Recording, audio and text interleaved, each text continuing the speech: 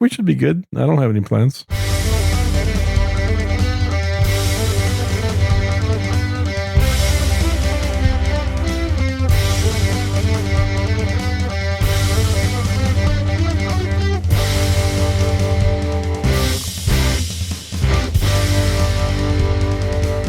Hello and welcome to episode number 93 of Unrelenting on the most racist holiday in America, Black Friday. I can't believe they still haven't renamed that. I know. Yeah, like how do you not? Exactly. I mean, just imagine all the shoplifting that's going to be going on today. The looting. Should it be called African American Friday? Yeah, it'd be much more politically correct. Mm-hmm. Mm-hmm. And it's like it doesn't exist anymore. All right, we're starting off on racist issues, huh? No, we're talking.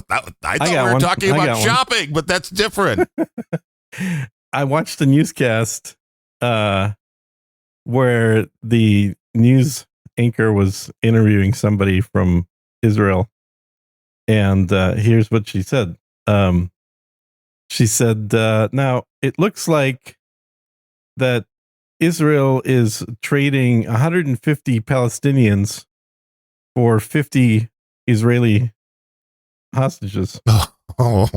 Doesn't that just indicate how low Israel places the worth of a Palestinian life? That of it course. takes 3 Palestinians 3-1 to swap out for 1 Israeli? I mean, how racist is Israel? It's a third of a person. Yes, exactly. And let's remember that was the value that the people that were anti-slavery tried to put on these slaves, or did put on the slaves in the United States back in the day. Well, no, it was 3/5. It wasn't a third. You're right. But that was, everybody was all up in a hubbub like, oh, they didn't value them. It's like, well, no, this was to give the racist people less say. Yeah. You don't want to look into facts. You don't want to look into logic.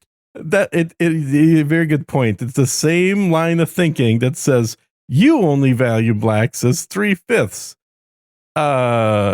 No, you guys didn't want to give them the full rights. It's amazing. Yeah, it is amazing. Yeah.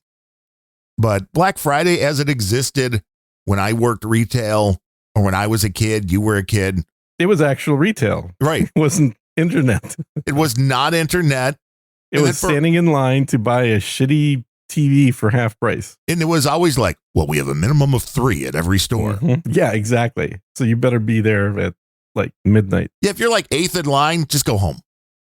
You're not going to get what you want. But this is now, I mean, well before Thanksgiving. I mean, hell, I think it was around the time of Halloween. Black Friday starts now. Yeah. No, it doesn't. It's one day. There was a lot of pre-Black Friday events, and I suspect there's going to be a few. We've extended Black Friday until next Friday. And then the Friday after that. And then the Friday after that. Yeah. Until we sell Christmas. All the gear. Right. Until we sell all the gear that we want to sell. It's, there are some good deals. I will say that. Palmetto State Armory has a very nice 300 blackout rifle with a 7.5. Well, it's not a rifle. Technically, it's a pistol with a 7.5-inch barrel going for $5.99 instead of $9.99 right now. Will that go with your whiteout pistol and rifle? I already have that gun. So it's like, I mean, it's way less than I paid for it, but it's a great deal, but I don't need another one. Everybody should buy guns for the holidays. Well, yeah. This is, we will not give medical advice. We will not give financial advice. No. Giving advice we're fine Shopping with. Advice. Yes, exactly. Plenty of guns for your friends. Uh-huh. Just make sure you do it legally. Guns and blankets. That's really, actually, guns and butter. That's the 2 main things you guys need to worry about buying. They were guns a hell of a band butter. Back in the day. Guns and butter. Guns and butter. Yeah. Axel Petunia and the band, they just rocked. Yeah. Hell yeah. But it was actually Black Friday back in the day. As you said, people lined up.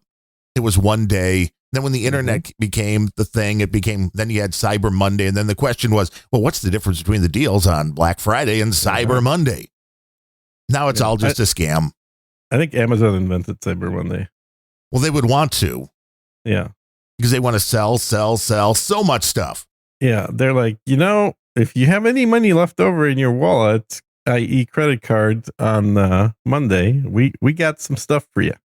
I mean, I do another show. We can take care of it with an Amazon delivery driver. Oh, really? Oh, Yeah. I didn't know that. It's called Grumpy Old Ben's. Do you do it while he's delivering? That would be fun. It's like one of those live drive-along shows where you have a podcast with the delivery driver as he's dropping off presents for the boys and the girls. That might be better if we can figure that one out. Uh-huh. That would be entertaining. He would just be out of breath a lot. It's called Grumpy Old Santa? Is that what you said running back and forth. We did a show for the first time like in a month this week. Oh, okay. And I'm like, are we doing a show next week? And he's like, well, you know, it's the week after Thanksgiving. It's not like a lot of people will be buying things. Yeah. Like I wonder, does it really go up? Because the deals don't change on Amazon. It's like Prime Day. Back like the first Prime Day Amazon had. There was like, it was a lot interesting. of people work for Amazon delivery drivers. I was just talking to a guy in the UK yesterday who is starting his new job in January. Which is the best time to be a delivery driver and start. Well, avoid Christmas. Well, he's starting. No. Let me finish the thought. So he's starting his new job in January as like a program director. He's with a company car and everything else. And until then, he's decided to make some extra money by driving for Amazon. So he's having the fun of Christmas. So, yeah. So, well, he's also playing a lot of video games, but while driving, yeah. Get your little Nintendo Switch, no problem. Yeah. These cars, they drive themselves. They mostly, it's got automatic lane change thingy, whatever. But yeah, from talking to him, it's I say, so what's the deal? Like, if you got you have a real job, or you used to have a real job, you're between jobs, you're gonna have another real job that you already know you're gonna have in January, and instead of taking just some fuck around time, you're out there on the roads. And let me tell you, the UK has shit traffic, man. This is not a place that you want to be a delivery driver. Yes, and by shit traffic, you mean it's horrible, not that there's not a lot of traffic. Yeah, that's exactly right. Like the road systems effectively were built to accommodate half as many people. And then the roundabout. It's just like Austin, in fact. Yeah, well, if there were less people in both, you'd be in good shape. Yeah. Why did my computer just restart? That was weird. Because it wanted to reboot. It was like, do you have a Windows update? What the hell?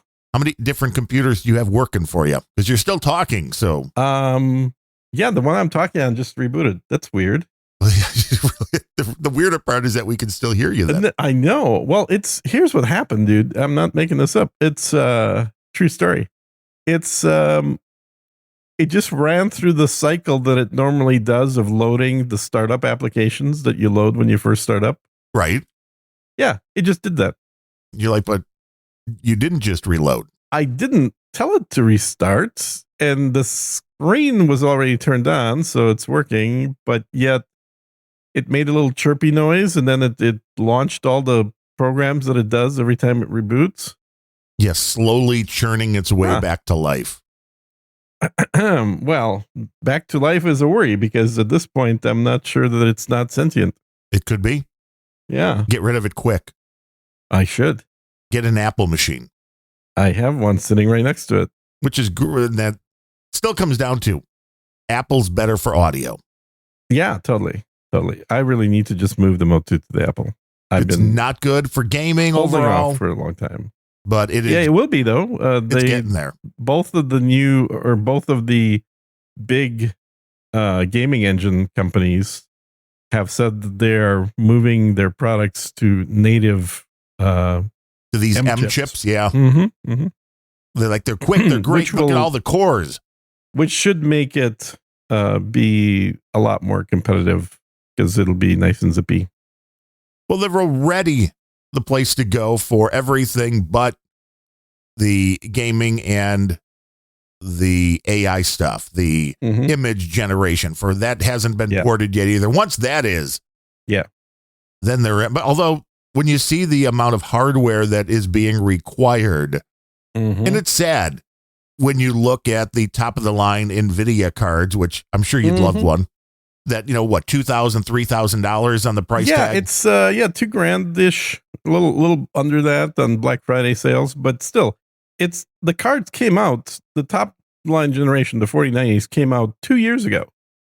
And you look at that price. When they came out, they were cheaper. Well, because now they're like, wait, people need them for image generation. This is a whole new thing. It's like when the crypto thing killed it. Exactly. Like that used to be the issue, is that people were using them for crypto. People are no longer using them for crypto because crypto mining only works if you have completely free infrastructure, like China and North Korea. They can mine crypto just fine. But for everybody else, you're going to spend more money than you're going to make doing crypto. Yeah, unless you can plug into your neighbors with a really long extension cord. Well, yeah, that's kind of what North Korea is doing. They're smart. They're like, this is a great idea. Really long extension just going off into Mongolia. Thank you for the power. Yeah, exactly. But then you look at how many images using Stable Diffusion that even this top of the line behemoth can go and create. And you're like, well, that's not all that impressive. Yeah. No, that's true. But it does suck because the NVIDIA's business plan actually calls for them to focus more on the AI shit and less on gaming. And I was like, well, hold up. That's Mr. Gamer. Wrong direction. They're like, but wait, this is a whole new bunch of people we can sell our gear to. We built your company, you bitches. Yeah, but then you stop now buying. You're betraying us? Well, let's see how that works. It leveled off. It's like everything else. It's like all of a sudden everybody had the card that they wanted, and they're like, well, now who do we sell to? No, that's bullshit. It never leveled off. It got outpriced because people were using it for crypto. True. Then you had to look for a used one on the secondary market, and you didn't know if the thing was going to blow up 13 minutes after you put it into your machine. Yeah, you can't trust used cards. No, because they've been rode hard and put away somewhat wet. Yeah, very wet. And that's not good for cards. Electronics do not want to be wet. They don't like to be wet, no. But that's it. That's the marketplace right now. It is, but do your American duty and go spend some money. Go do your Black Friday duty. Go to a store, take everything you can, and run. Run out the front. Right. Did you have a nice Thanksgiving meal? We did. Went over to the parents, saw some of the family, had a turkey that somebody else made, which I mentioned, I Best believe. kind. Mm-hmm. The grocery store. It's a small little chain, like 3 to 5 locations in the area, and they do really good catering, and you just pick it up. We picked it up, put it in the trunk, brought it over to my mom's house, and that was the turkey and 3 sides, and everybody else just brought a couple of sides. I made a key lime pie, 2 key lime pies and some. Ooh, those are good. And some White Castle stuffing, because my dad likes the White Castle stuffing. I don't know what that is. Explain. You've never heard of White Castle? Well, you know what White Castles are. Yes. White Castle stuffing is basically White Castles mixed with some poultry seasoning and then baked. And it kind of turns into a stuffing type of consistency. And the more every year it seems that goes by, the buns on the White Castle, because you get them fresh, they're like air. They really condense into nothing. Yes. That's if you squeeze them, they turn into a 2-dimensional object.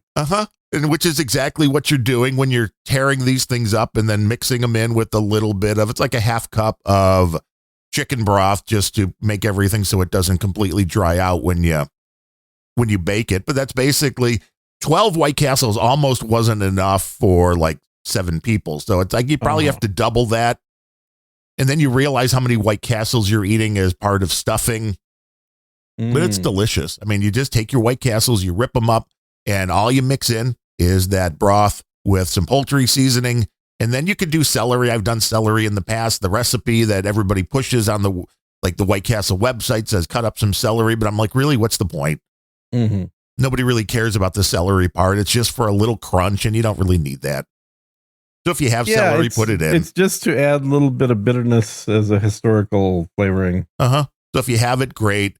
And then again, I was like, well, I don't normally use these spices. And this is capitalism at its best. When you want to buy like the poultry, some of these was like, 1/10 of an ounce for like $4. It's like, really?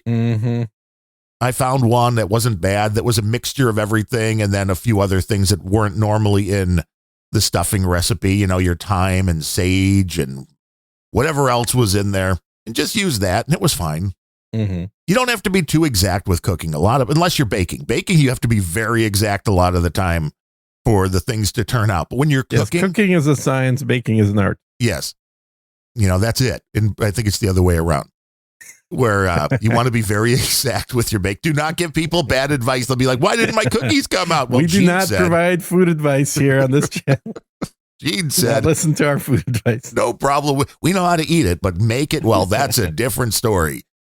But when you're cooking, you can throw different things in, and that's the beauty of making. Yeah, you can totally. I'm still stacking up on cranberries. Oh well, yeah, they had we had two different types of cranberry. I'm doing my food shopping right now as we're on the air. Well, you have to. It's the holidays. They're probably very cheap today for anything Thanksgiving related that's still in the store. Well, $2 a bag. Oh well, there you go.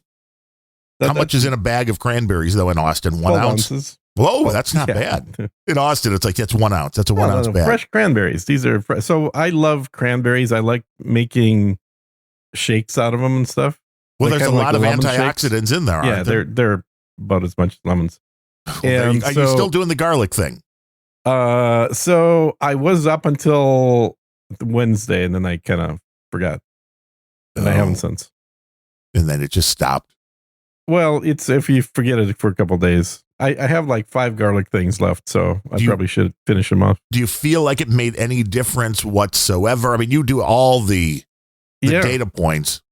You're testing. I feel, I'll tell you what. I feel like the thing that garlic I think does is it's a antimicrobial. Yes. So I think I probably am less microbed. So you have less disease going on. Yeah, I don't know if it's disease, but I'll tell you, I had this is one of the annoying things about getting older. I'll start with that. Besides hurtling towards death. Yeah. Is you heal way slower. Correct.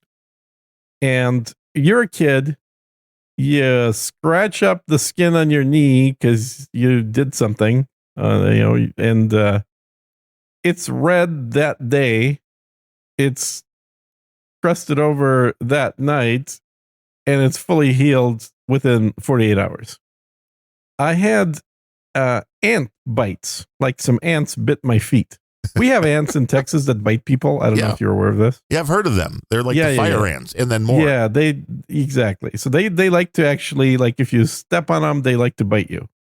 Well, they're kind of pissed that you're stepping on them. Well, or let's put it this way: if you step on one of them, like 100,000 will bite you. Yeah, they show up like, "Hey, we're going to get you." They crawl out of somewhere magically, and I didn't realize I was standing on a bunch of ants, and so they climbed up my feet and started chewing them.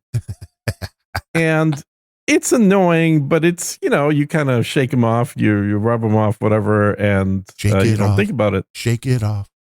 Yeah, of course you would think of that. And so back again in the Utes, in Ute times, like 2 days, 3 days later, like you wouldn't notice that there were any bites there. Right, you're back in the game. You're perfect. It's been a week and a half, and my ant bites on my feet are scabbed up now. Like there's actual dried blood, little tiny dots. Well, that can't be fun. And it's like, well, yeah, because that shit itches, right? Uh-huh. And it's like, then you want to scratch it, which then I can brings actually back more see blood. how many ant bites I've had almost 2 weeks ago by looking at my feet, and there's probably like 30. And it's like, Jesus Christ, this sucks getting old, man, because the ant bites should not be that big deal, and you certainly should not have to still see relics of an ant bite 2 weeks later. I mean, don't you still soak daily in a pool of Perrier? No. And then consume the blood of children? Is that part of the deal? No, your healing should be very I'm trying to get a new supplier of adrenochrome, but I don't have any Perrier left. That's a shame. Yeah. You can put that actually, in your Christmas soaking list. in Perrier is not good for your skin. It dries your skin out. Well, see, then you don't want to do that. Would not recommend that to people. Gene's like, I've tried it. It doesn't work. Well, you've not tried it? Do not actually take baths in Dom Perignon. It is also not good for your skin. I mean, it's better than Perrier, but well, there's that antimicrobial wouldn't recommend it. It's honestly, if you want to take a bath in something, it'd be milk. No, of course. Yeah. Directly. I mean, goat milk, though. Goat milk. I like goat milk. I always like goat milk. Some people can't drink goat milk, I guess. Well, people have weird sorts of allergies. Yeah, it does. It always tastes a little bit like cheese. You got to make it into a nice feta. Mm-hmm. There's nothing better than feta cheese. Feta? Feta cheese. Okay. Feta. Uh-huh. I mean, I don't speak very well. Ask that guy in Poland. I don't know who you're talking about. I mean, there's somebody, I'm sure, in Poland. There might be people in Poland or Germany or Switzerland. I like Switzerland. They make some good Swiss Miss chocolate. Hey, what's the deal with like Sweden and Switzerland having this whole thing about how we're not the other? Have you noticed that? Well, because they're like, we don't want to be them. Yeah, and like they both have TV ads talking about how to make sure you know the difference between them. Do not get confused between the Swiss and the Swedes. Yeah, the Swiss have Rolex watches, and the Swedes have IKEA. I'm going with the Swiss. Vote with who you'd like to go with. Just Boostagram right now. It is a Black Friday extravaganza. I will say that the Swedish bikini team looks a little better than the Swiss bikini team. Yeah, that's true. In the Lederhosen. Yeah, that is true. Back in the day when advertising and marketing were real. Mm-hmm. Mm-hmm. Did I mention that just because I have a bunch of links that I never get rid of? And I'm like, oh, the Victoria's Secret for marketing only. They have a site that's there, not the store site, but it's a site for the media. Yeah, like you. And I hadn't clicked on it. Exactly. I'm a podcaster. I'm media. I'm just as much media as anybody else, I guess. That's true. And I clicked on it for like the first time in a month or two. And the first thing I saw was a chick with one arm. Oh, God. I'm like, why? Why are you doing that? Yeah. I mean, there's inclusion, and then there's like inclusion on steroids. Like, well, you know, people with no arms and no legs still need our product. No, they don't. Not Victoria's Secret product. They don't. It all depends which product it is, I guess. Underwear. Yeah. You still got to wear. Not from Victoria's Secret. They don't. It's true. That is true. There are plenty of other places you can go. Mm-hmm. I'm like, we're just kind of pushing this to the extreme. I thought they were saying that they were going to go back to having hot chicks.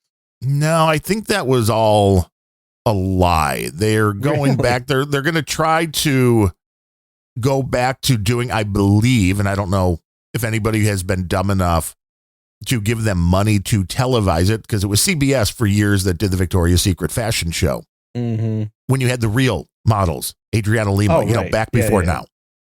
Candace Swann back when she didn't look the way she does now. Right. Yeah. And it's like, okay, you realize this is what happens when you get old and start having kids, right? People think that she's going to look the way she did 20 years ago when she's 50. She wouldn't look that different if she didn't have kids. Well, that's the true part. But once you do, that just sets off a whole nother explosion of things going on genetically. Yeah. Who did I see that looks horrible now? Shelley Long. Do you remember her? Yeah, from Cheers. No. That's Shelley Long. Shelley Duvall. That's who it was. Yes. Okay. I remember her. She's from like Arthur Popeye. or Popeye too. Right. Yeah. Skinny, tall.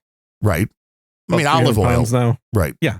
Olive oil. It's about 300 pounds now. Oh, that's a big bottle of olive oil. Somebody caught up with her and, she was in that horror movie with Jack Nicholson. Oh, yeah. She's a good actress. That was the one, The Shining. And at some point, I guess, she turned 35 and Hollywood stopped calling and she got a job working at Walmart or something. The family story is that my wife's brother was one of the finalists to get the job of the kid in The Shining. Really? Yeah, they never went into acting. I mean, luckily maybe for him. Maybe. I'm like, that's a pretty big movie. That is pretty iconic. I mean, that's actually a movie I've seen. So, I mean, what does that say? I know, right? Compared to every other movie ever made. Exactly. I try to avoid most. Yeah. But I don't know if somebody's giving them money. But the thing with just like you. Really? Which part? I was talking to a couple of people online. And I mean, that goes without saying. Otherwise, you would have to leave the house. And they were talking about, they were in the UK. They were talking about movies.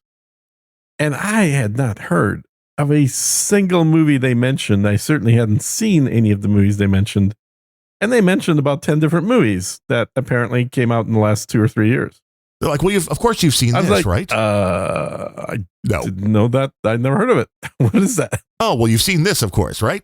No. Yeah. So they told me, okay, well, here's what you need to do. You need to go to Movies 123. That's a website. Which apparently is a website that lets you steal movies. Oh, well, there you go. That's called torrenting. So that's why I said I felt like you all of a sudden.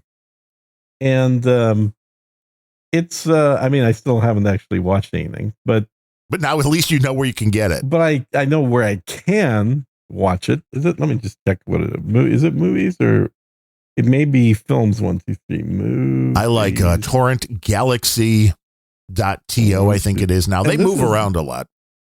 This is not a torrent thing. It's an actual. Is it a pay service that is not legit? Free. Totally free. It's a free for all. I wouldn't say it's legit. I would definitely say that it's free. Well, that was the interesting thing with the technology once it got there. I'm guessing it needs enough people that are seeding a torrent. But on some of these torrent sites now, you don't have to download it and watch it. You can just hit play and it will stream it, which is... maybe it's doing the same thing then. It's kind of bizarre when you think about what it's doing. Like, you'll just stream it from other people's computers. It's fine.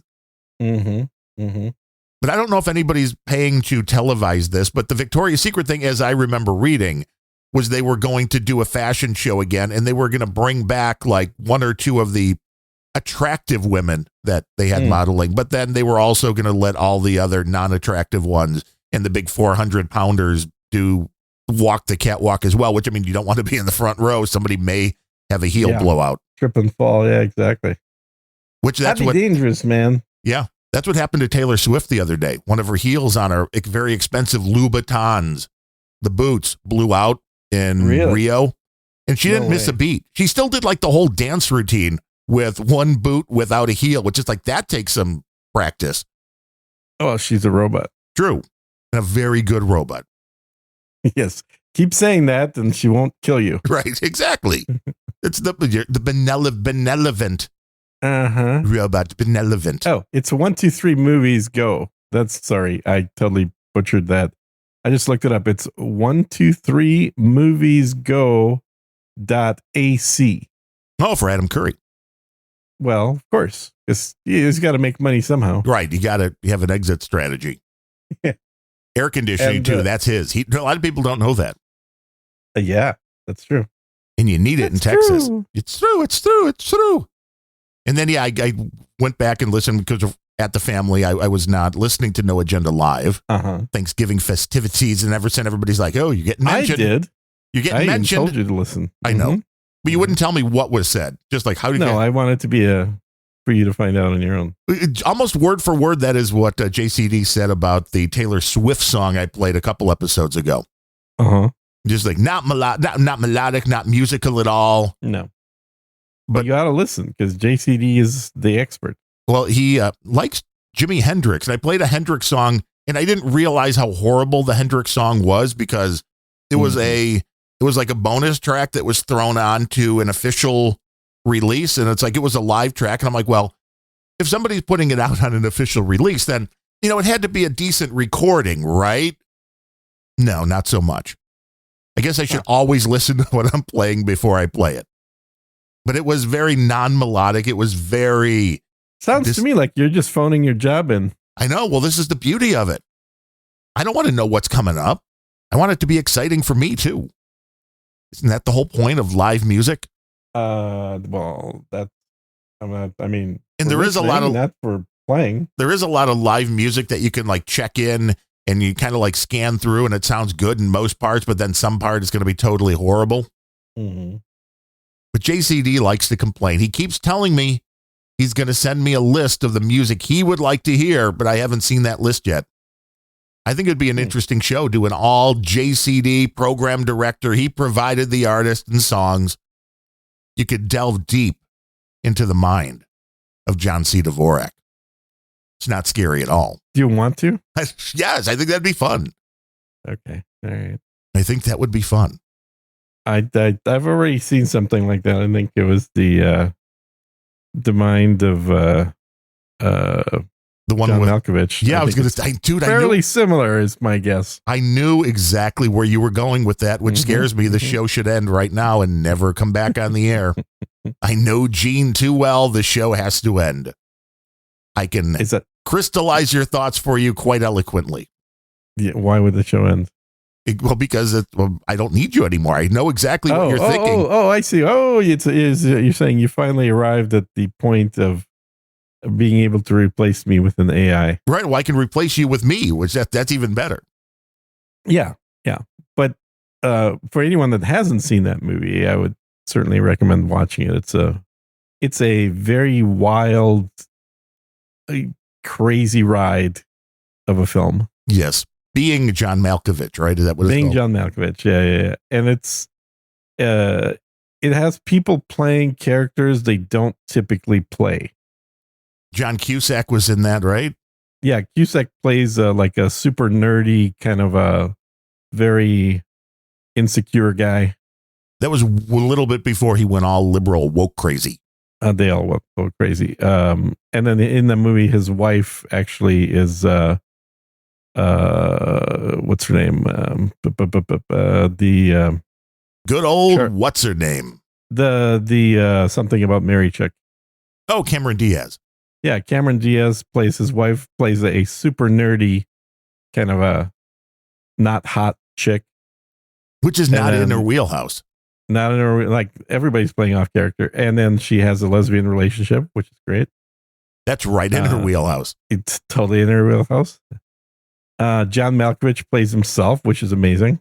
I mean, who else would you get to play that role? Well, maybe Gene Nevtuliev playing John Malkovich. Yeah, yes. They look exactly alike. It's amazing.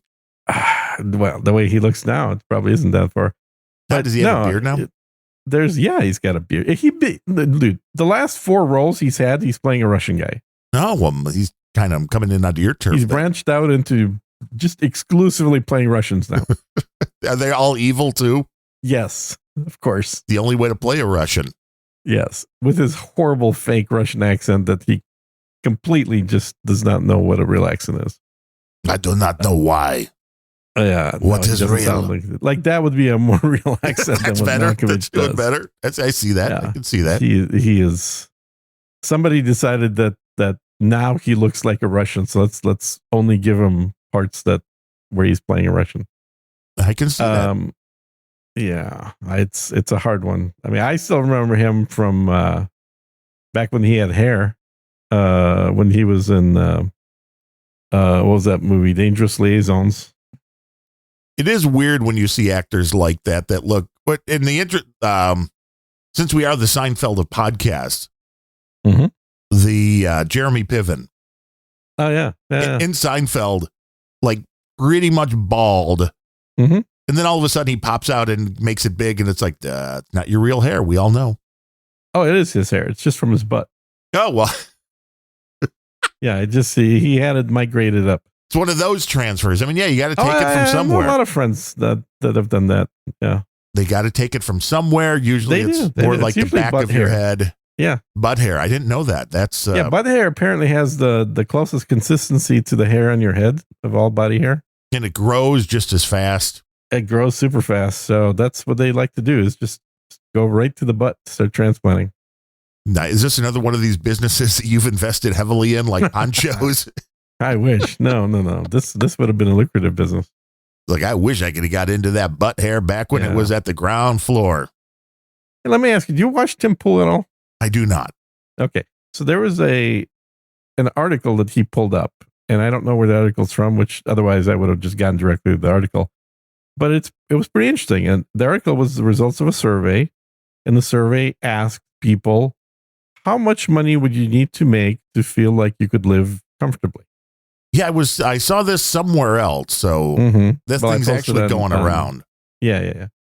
And the results were very interesting. The results were that for all the boomer group, they said something like $128,000 right now. the Gen Xers, our group, said 131,000. The Zoomers, the kids of the Gen Xers, said 135,000. And the Millennials, the kids of the Boomers, said 489,000. Wow, that's a jump. Do you see a pattern here?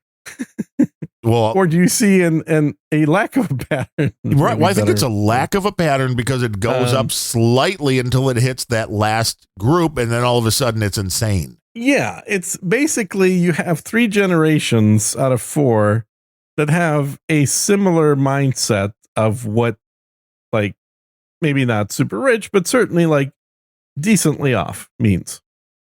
And then you have one generation that is absolutely clueless about what living comfortably means. This is a generation that grew up with helicopter parents and that had basically had mom taking care of them until they're 30 or 40 and then or 40. It's just insane. You know, this for that number to be that high, it probably means some people answered $1 million. Well, at least. Yeah. Because the end result of the entirety of the millennials in this poll was almost 500,000. Well, you do a lot more working with companies. Mm-hmm. The salaries that are going to the children right out of college. Oh, yeah. Yeah. Is insane now. It is insane. However, there's an asterisk on that, is these are salaries that people that actually do work that results in big sales get. Meaning, if you're working in a company building our next AI overlords that'll kill all of humanity, you deserve to be making $500,000 a year because you're doing God's work. And you're going to be dead in 2 years, so it really doesn't matter. So it's really not going to matter. But that's not to say that the average salary is 6 figures of somebody coming out of college. But yeah, in Austin, if you're coming out of college with an IT degree, you have 0 experience in coding, you've just taken the college classes to do it, your starting salary is like $132,000. That isn't. It used to be you started which, by low the way, is and a worked comfortable up. Salary. Right. Well, it used to be you allows started you to low. have it allows you to have a condo and a Tesla in the garage. Well, you have to. When you're 21. You have to have at least one Tesla. Mm-hmm. Mm-hmm. You got to get back and forth to that job. Now, you still haven't taken your driver's license exam because your mom drove you everywhere. So, you know, the Tesla just kind of sits there for the most part. And you use Ubers for everything. But you do want to fit in with your friends group. And they all have Teslas. Well, you have to. Yeah. You got to have that Tesla. Mm-hmm. You got to make that green. And then everybody doesn't understand why the prices on everything go sky high. Yeah. But yeah, like a $260 freaking oil change. So what you're saying is we just need to get rid of that youngest generation. Honestly, I said this in No Agenda Social. I'm going to be interested to see what kind of replies I get to this because I think I'm going to trigger some folks. No, that never happens. I know. It's literally you click on my picture and description says professional troll, but nobody ever clicks on my image. Nobody ever goes to my profile to read that. Yeah, no, I said, yeah, it's obvious. We clearly need a war. I'm starting to get on board with all the rhinos out there, because for a totally different reason, mind you, but the end result is the same. We need to get rid of a generation. Well, how are we getting rid of them? That's the question. In war, of course. Or, I mean, you could have just taught them better. But it's too late for that. This is true. This is true. They're too far gone. More severe measures. They're too far gone because the mentality is there. And a big part of that was, well, don't believe your elders. Don't believe your parents. Mm-hmm. You know, they're the bad ones. We're telling you what you should think. And that really, I think, is the bottom line, that nobody's being taught to think. I think that it's that they were never taught to think. And that's a big problem. Well, of course they're not taught to think because colleges are built to keep people from thinking. That's literally the purpose of college. Now, that wasn't the way it was fully anyway. I mean, there were some of the professors that were a little bit going down that path back in the late 80s and early 90s when I was in college, but it was they were breaking the law back then. breaking the law. But there were still some that were like, no, the original college, of course, in Greece was created to cause people to think and to make thinkers come up with new and creative solutions. But in the United States, there's plenty of documentaries about this. If you look at the American college system and the Carnegie and the other American oligarchs that invested into it, they really set the tone, and they created a system that is built to pump out happy little slaves. Well, yeah, making $480,000 a year. Exactly. And it's been doing that for many, many years. People enter the collegiate system out of high school, and high school isn't great either, but they enter that system with a lot more potential for thought than they leave that system.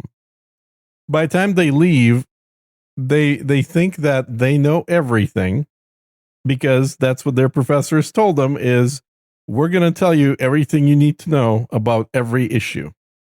And so these very self-assured and almost entirely incorrect children leaving the college system, they think that they know best. So when is it going to flip where the companies go, oh, you went to college? No, we don't want you. We're going to pay you less. Musk has talked about that several times. Musk sees a college degree as a negative, not an asset. So because you're not learning anything. Because you wasted 4 years and you probably stunted your growth. Right, because you haven't learned any. You spent 4 years learning, being brainwashed into certain things where you pass tests that you're never going to use it. Now, I mean, if you're a computer coder, obviously, maybe you're being taught how to code, and that would be important, and you would actually use that. But most people around my age that I've run into, if you were to pose that question again, unless they are a doctor or a lawyer or in a very specialized field, the question of, do you use anything that you learned in college? No. Mm-hmm. No, but I got the degree. I got that piece of paper. Yeah, and that's assuming you had a useful degree like journalism or English major. If you have the modern degrees like underwater lesbian basket weaving in Africa, you're less likely to actually use your degree even. That is probably true. Yeah. But you're the expert on that particular topic because, who else would bother? Well, you could write a coffee table book. You probably, you probably will. And so really, I think for parents, college is just a way to get rid of the kids so they're not around anymore, but still keep them under supervision. That would make sense. Yeah. That would make sense. So all the problems that we have in the West are the creation of the West. There's no two ways about it. These are all self-fulfilling prophecies. We're at a point that we are the masters of. We created this situation we're in. And I don't know, man. I mean, in as much as I hate to ever agree with the rhinos out there, because really all they're trying to do is line their own pockets. But without a generation of war, I just think things are going to keep getting worse. Well, because that's the mentality. And why wouldn't it keep getting worse? It's going to breed upon itself. Mm-hmm. Yeah. Yeah. There'll be a point at which people that seemed extremely socialist to us are going to seem like extremely conservative a couple generations down the line. Well, it's the Overton window yet again. Exactly. I think that like right now, it is absolutely empirically the fact that if you compare equal statistics, that Russia is a more conservative country than the United States. I think within the next 10 to 15 years, China will be a more conservative country than the United States. The United States will be the ultimate socialist experiment. And it's unless something happens to change that, we are well on their way. And it doesn't matter what people, what the newspapers call somebody a Nazi, or what they call it communist China. These are words that have no meaning anymore. What actually matters is what people are doing, and what people are doing in the United States is a lot closer to actual socialism than what people are doing in what historically was socialist country like Russia. That would and make we're sense. also paying the price of socialism, because when countries become socialist, they start going down the path of bankruptcy. And that's exactly what the United States is doing. Well, because they are intentionally trying to do that. Do you believe that route, that everything that has been taught in these universities that is pushing the more socialist, communist type bent is being done intentionally because they know what's going to end up happening is that everything will, in fact, fall apart and fail? I don't think they think it's going to fail. I think there's a lot of unintended consequences going on, because I think a lot of these people just simply aren't intelligent enough to understand the problem with socialism. Like, they think they can figure it out because they're smarter than the Chinese and the Russians, and they can have a version of socialism that actually works. Socialism cannot work because of one simple thing: human nature. Human nature has not changed. Human nature means that in a vacuum, the average human will respond the same way today as they did 100 years ago, or 500 years ago, or probably 1,000 years ago. They will respond out of self-interest. And socialism assumes that people can get intellectually trained out of self-interest. And that does not work. It doesn't work for the leadership who utilizes socialism in order to completely using self-interest to become elitist. And it doesn't work for the average person who's not going to be, hitting their head against the wall and seeing nothing for it indefinitely and being happy with it. Socialism does not work. And the only way that socialist countries stay socialist is through brutality. It's through dictatorship. It's through a forced means of socialist behavior, not a desired socialist behavior. Yeah, that's why everybody tries escaping from those countries. Yeah. And I think it's going to be very I hate saying because it's annoying to me, so I apologize for saying it. It's going to become very apparent when the immigration flood to the United States stops and or reverses. When the population isn't increasing because of illegal immigrants, when it's actually decreasing because nobody's crossing over to the U.S. border. That's when you've crossed the Rubicon. That's the level. Yeah. So I guess given that large number of people coming here right now through the southern border, we still haven't crossed it yet. But there's also more news stories that I've seen, I don't know if you've run across them, of people saying they're leaving and going back. Oh, yeah. Like there's an article of somebody from, I think, Ecuador talking about how the United States is not the way that they were described in their brochures. And so now they're taking their whole family and going back to a place that they actually know how to live in. Well, and it's interesting because all of the stories I've seen, maybe you've seen different, but they're all Venezuelans. I've seen a few different ones. I haven't seen anybody I don't think any Mexicans are crossing over right now. I think it's all people from further south. But as far as going back, it was the Venezuelans, and maybe that was because it's for whatever reason, the Venezuelans came to Chicago and then realized exactly that there is no massive opportunity here because they're sleeping on the floor of police stations and they're being told they can't legally work. So it's not even that they're here and can't find a job.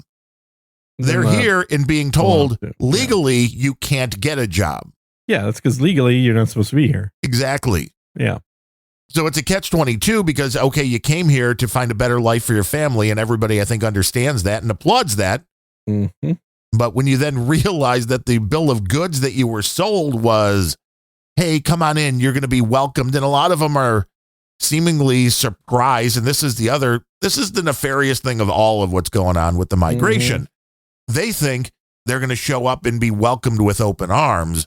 Right. When the reality is in Chicago, the black community very much against what's going on for good reason, which is all of a sudden you see the city of Chicago going, well, we're closing down these buildings and we're going to use them as migrant shelters. And there's a lot of black homeless who are like, well, why don't I get this? Mm-hmm.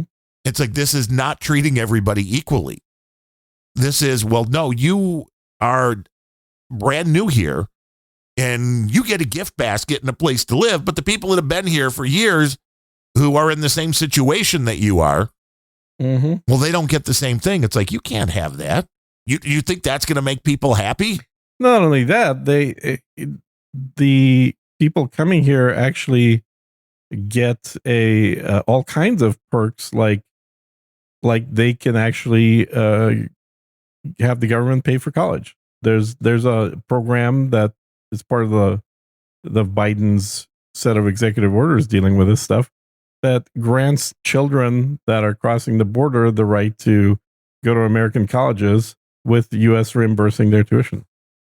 And as you said, who wrote these brochures that convinced these massive amounts of people that here's what you're going to get?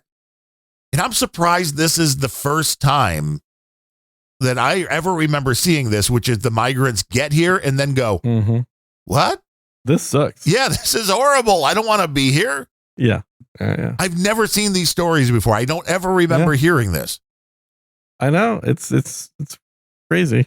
But yeah, it's definitely happening. I think they are starting to realize this is not the panacea they were led to believe. Well, yeah, because... So I got one other interesting thing relating to Chicago, kind of, which is something I just saw recently, is out of all the countries in the world, and I think there's a little under 200 countries, 190 something. The U.S. is third in the number of gun violence incidents of all the countries. Number 3, is that per capita or overall? That is per capita. That makes sense, I guess. So we're not the worst in terms of gun violence, but we're pretty high up there. And of course, that's the sort of thing that the anti-gunners always point to in talking about how evil guns are and how the United States is evil for having guns. But here's an interesting statistic is if you look at the cities that have the highest controls placed on firearms, the most anti-gun cities. Chicago. Cities like Chicago. Right. Like Los Angeles, like New York City, and a handful of others. If you take the 5 cities that have the most anti-gun sentiment, and you exclude the gun violence in those cities from the United States, total numbers. Yeah, we're down to like 150th out of all the countries, right? We are at 182nd. That's insane. So it's literally only the cities that have no legal guns that are responsible for the U.S. being third in gun violence in the world. But what is the answer for all the politicians in those cities when gun crime runs rampant? I can't say that other than in a joking format and say, I saw somebody make a joke about killing all the politicians a few years back. But their answer is always, we need more gun laws.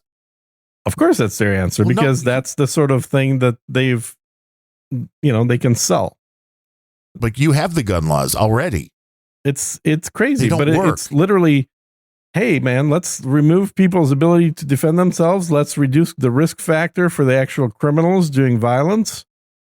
and see what happens. Rather than, incarcerate the people that commit the crimes. Now, the scary part is we're going to have one of these politicians as our next president. Which one are we getting? Well, you know which one we're getting. Hillary? No, we're not getting Hillary. No. No, we're getting Newsom. You think Gavin's going to be? I don't know. Yeah, Gavin's going to win. That's a tough sell to me. You don't have to buy it. That's true. They've got it locked in, baby. You don't. It's a Black Friday sale, man. New president. It's a done deal. You don't even have to pay. No, you don't need to vote. You don't need to pay. You don't need to do jack shit. All the tabulations have already been concluded. Gavin Newsom won. Captain Hair Gel, as my buddy Larry calls him. Is that what he calls him? Yeah, well, that's why he left California. It's got so bad he left California and moved to the East Coast. I mean, what was he doing in California to begin with? He worked in the entertainment industry. Oh, porn. No. I mean, he could, but he had written multiple books. He had worked professionally in radio. He sold a treatment to CBS at one point. So he was. So he had no business being in California. He was a writer too for. Yes, because you can't write anywhere except California. Well, again, when you're one of the not a book writer, but he was a writer for one of the late night or something show. He was involved in that. Hold on. Yeah. You're telling me you have a professional writer on your staff? Yeah, professional. And then you go and talk about how, it's amazing. We get donations. It's amazing. You motherfucker. What do you mean? You motherfucker. You've been holding out on me. You got yourself a professional writer. Right, Larry's and a we're professional. sitting here just doing a show based on our own, 2 brain cells. Right. Larry's a pro. No, he goes way back. He's worked in a lot of he worked for like major magazine back in the day. Forget which one in New York, but that's before he moved to major magazines I don't care about. But if he's writing for Conan O'Brien, I'd say that's pretty big. Yeah, he was writing for one of those late night guys at one point. Yeah. Yeah. Larry's good, man. Yeah, no shit, man. He's a take no shit kind of guy, though. See how much he charges. He is so, he makes me look like a liberal. So, I mean, that's kind of why he didn't work out very well with the people in the entertainment industry. To be fair, the comments I get about you pretty much on par with that as well. I know people are like, why are you repeating the liberal talking points? Yeah, he's like, why are you on the air with that Chicago liberal dude? And I'm like, I don't even know the liberal talking points. But yeah. And this is where people get down that rabbit hole. And my buddy Sir Scandinavian, like the guy, and he was posting a bunch of things on No Agenda Social. And if it wasn't for all the Nazis in Canada, I mean, they would be a good country. It could be if it wasn't for the Canadians. It's beautiful, beautiful wilderness up there. But he was posting things like deaths that happened to youngsters. And one of them that he posted was I think it was a Finnish guitarist that died at like 41. And of course he was pointing everything towards, it's a jab, it's a jab, it's the jab. And I looked it up and I'm like, well, the jabs were given to the first responder people in that country the day after he died or the day that he died. So there was no way he had the jab. Well, what do you care? I'm like, well, yeah, what do you care? I'm just funny. He's like, what are you, a fact checker? I'm like, well, yes, that's part of what I do for podcasts. That is what you do. I'm just kind of funny that wanting the truth and trying to get people to understand the world around them and attributing things to something that it could not possibly have been. I don't know if people understand how much that weakens any argument you then bring to the table. Yeah. Well, blame Canada. Exactly. You got to know what you're talking about. Otherwise, I will call you out because I learned from the ultimate troll, Sir Gene. Yes. Because it then triggers people. It is. It's fun. It's fun to trigger people. Speaking of No Agenda Social, so I just posted a copy of a memo sent out by the U.S. Army, essentially telling the 2,000 or so veterans that they kicked out involuntarily because of COVID and those folks not wanting to get the COVID shot, that they can now apply to have their records be fixed to show honorable discharge instead of being a general discharge, which is what they have on the record. which basically says you were kicked out for a reason. So now they can apply to have it changed to honorable discharge, which is usually what happens when you leave of your own accord, or you don't re-up and everything's hunky-dory. Oh, and by the way, if you'd like to, you can reapply to the U.S. Army. Well, yeah, because they need people. They are so fucking desperate right now that they are willing to swallow their pride and admit that they were wrong about COVID to just try and get some more actual qualified people back. But because Janet Yellen promised us that America has got good to go on funds to fight in 3 wars right now. We're all set. We could do Ukraine, totally Israel, and China at the same time. No sweat. Because, apparently China is going to keep buying American bonds while America is fighting China. That makes total sense. Hey, well, they want to still be able to sell us stuff. Yeah. Like ammunition. Well, it's that or let me look here. I'm looking. Keep filling some time. I need to get the information on the. We have an alternate stream, but I just don't have the login information. The Podfather will be happy to use the alternate stream, but I'm trying to get the. Oh, Podfather. Oh, the Adam Curry. Oh, just say hi to Adam Curry. Have you heard of him? He's the guy. Yeah. No, he's. I heard he had dinner with an arms dealer the other day, so I'm not sure I'm allowed to interact with him anymore. Well, when you have the FBI, we might be selling arms to the opposite sides, so I'm not sure if we can cross paths. When you have the FBI come into your dinner and start asking questions, that's when you got a problem. That's true. Yeah. Speaking of army shit, it's interesting how getting this prisoner swap exchange deal. And by the way, America is like the master of doing prisoner swaps. We will figure out a way to save all the basketball players out there, regardless of what it costs us. And clearly telling Israel that they should follow our lead and do likewise, to where they are willing to do a prisoner swap that will literally bring people back into Hamas at a greater number than the number of Hamas leaders that they've managed to wipe out. It's insane. It is pure insanity. I think I've said this over and over. I think the U.S. needs to stay out of Israel's way and let them do whatever the hell they need to do. And the U.S. needs to not give any money to Israel, which we've been doing for like ever. And I've been opposed to that forever, because all that's doing is it's a transfer of funds from the U.S. taxpayer to the U.S. arms industry. And with Israel being the sideline beneficiary of it. But it's not like we're sending a check over to Israel. What we're doing is we're paying the bills for U.S. military contractors, or not contractors, military manufacturing for U.S. devices. So crazy stuff. Let's see what else we got going on. I think Israel is pretty much not an interesting topic at this point. Ukraine, I've been somewhat paying attention to the latest stuff coming in from Ukraine. It is exactly what you would expect is happening, which is that there's tremendous demoralization on the Ukrainian military side at this point, because everybody knows that the U.S. money spigot has run dry, that maybe a little bit of money will come in, but not a whole lot. And certainly long term, there'll be no U.S. money coming in.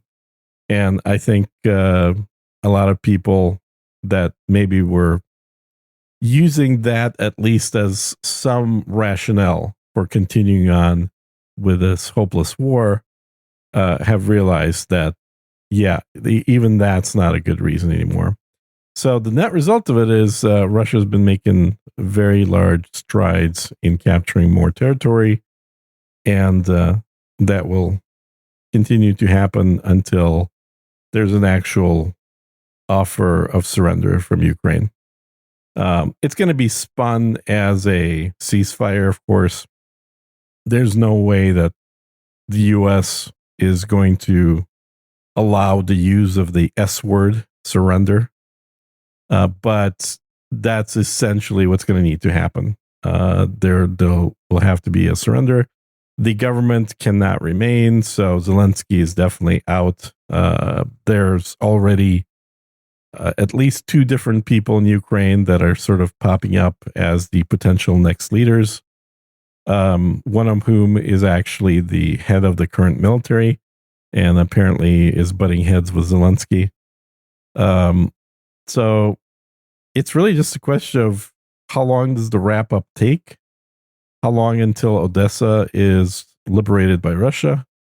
And how long until the United States sees the writing on the wall and decides what is the least expensive route to wrap up the war, I think is what everybody's going to be looking for. But why do we want to be the least expensive? Well, the least expensive because we have so many other things to spend money on right now. And the printing presses can only print so much, you know that. And we can't order new printing presses because they're made in China. Well, they make everything. Yeah, I'm kidding, obviously. I'm sure someone's going to start pointing out that I'm full of shit because I'm saying that U.S. Cash money is manufactured, printed on Chinese printing presses. I know it's not. I'm just making fun of the situation. So did you get your situation resolved?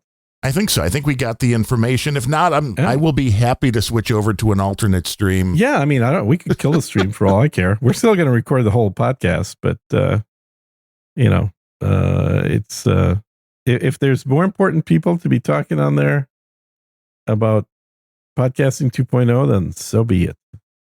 Yes, we are easy to please here on Unrelenting. That's right. We'll just be looking for that $100 donation coming in from Adam Curry. What, you're going low? He should be he's come in as an oligarch. Insta oligarch, do $1,000. I think so. Is that really too much to ask? Well, if he took you out to dinner, that was probably at least part of it. At least that much anyway. It's like, damn. Yeah. I think the way that restaurant prices are going up these days, it's certainly getting closer and closer to it. Oh, it's insane. It's insane. And again, it's almost like you have to believe they're doing this intentionally because they've gone after the small business owners so much. But eventually this is also going to start hitting places that are, the nationwide chains as well. Oh, yeah. But the mom and pop restaurants right now are having a very hard time making ends meet. There's a place that we've been going to for years with my parents. It's just a little, Greek-owned place. They're open breakfast, lunch, and dinner. Some really good food, but the prices have gone up and up. And we may have talked about now they're also doing the thing, which I think is, I understand why they're doing it, but people have that knee-jerk reaction with we're adding 3 or 4% if you're using a credit card. Right. Which is so bullshit. Yes. Yeah.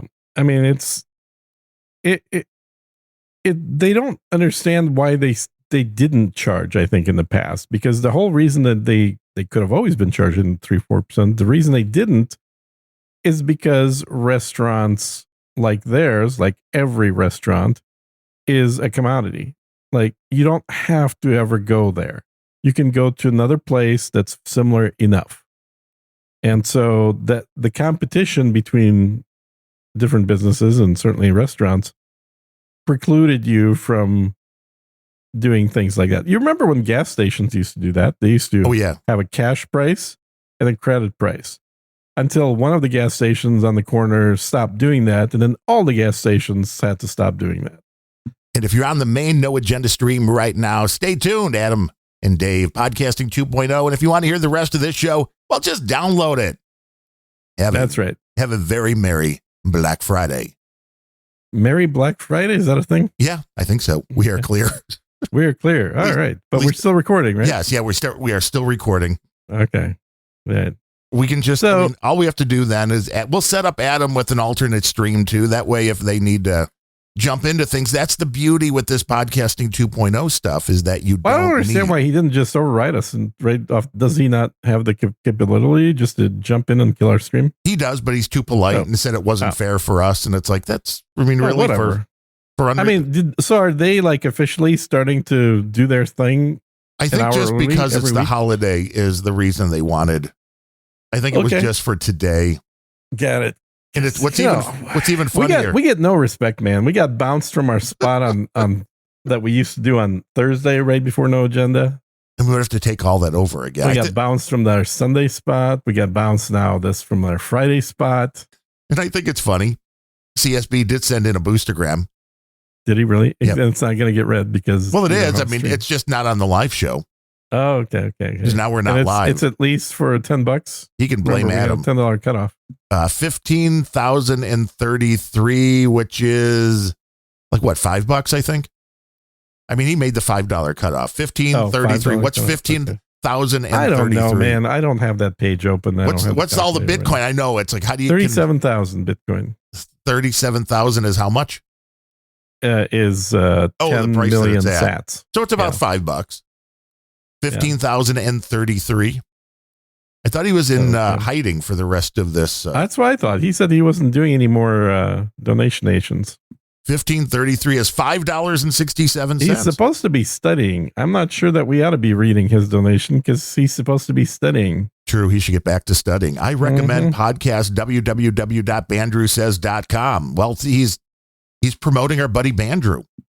Okay. Latest episode 369. 69, dude, where Bandrew answers my question. Also, this is last boostergram for 2023. See you in 2024. What's Bandrew promoting?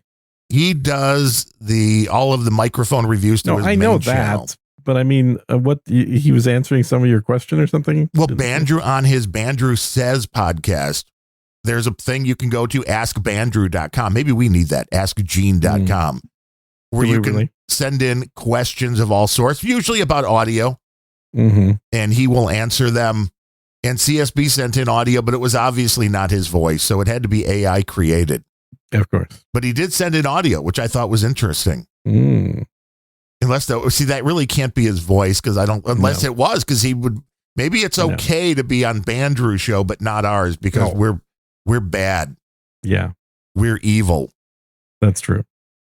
I mean, I could turn us on. Let me see. On TV. I don't think it's his voice, dude. It was probably somebody else. He might have paid somebody. He probably did. But he's done that in the past. It's not a bad idea if you can get somebody to talk for you. Yeah, okay.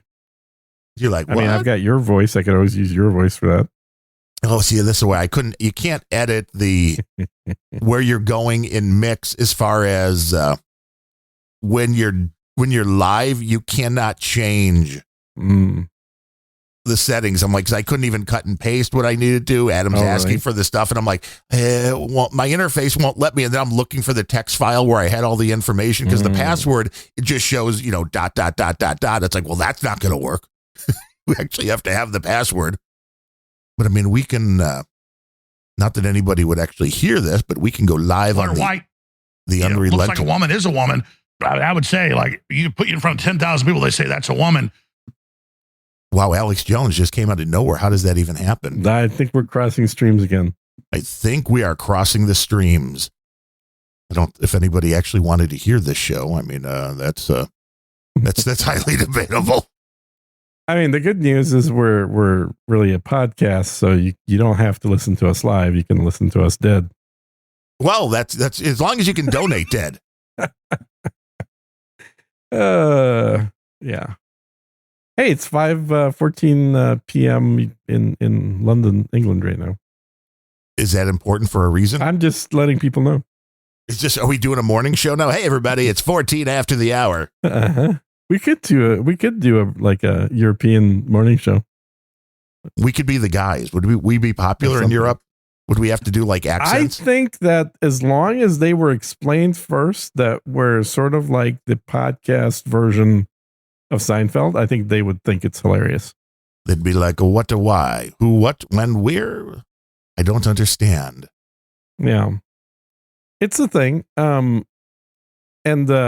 by the way, since it's Black Friday, there's all these websites that are doing Black Friday deals right now. Oh, are you looking for some Christmas I gotta gifts? get Adobe. That's the key thing I need to get. Well, yeah, that was the price you showed me was about the price that I paid with the teacher student discount. So that's a good deal. Yeah. So I just got to remember to actually buy it. Right, because if you forget, then they don't. I may have sent you the thing and said, "Hey, check this out." Doesn't mean that I actually went and clicked on the buy button. So I'm going to do that right now. You got to do that. And then don't forget to buy that brand new that Mac Studio that you were going to send me for Christmas. That was a nice Mac Studio. Wait a minute. Oh yeah, I forgot. Sorry about that. Let me get that right out to you. Now I just got to figure out which email address I can use that hasn't been used, that hasn't been sullied as right. You have to be brand new customer. Keep canceling, you bastard. Right. We don't like that. It's got to be a brand new customer. One. Yeah, so we'll do it on PayPal. Confirm PayPal.